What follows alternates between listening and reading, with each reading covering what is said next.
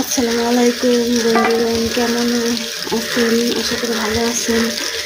আমি বয়স দিতেছি, তার পাশে ব্যাঙের ক্যাকর ক্যাকর ডাক শুনতেছেন। দেখেন, আজকে আমাদের রান্না হলো মুরগির মাংস। আমার মেয়ে মুরগির মাংস খাইতে চাইছে, তাই আমি আজকে মুরগির মাংস রান্না করলাম। আপনারা জানাবেন রান্নাটা কেমন হয়েছে। যদি পুরো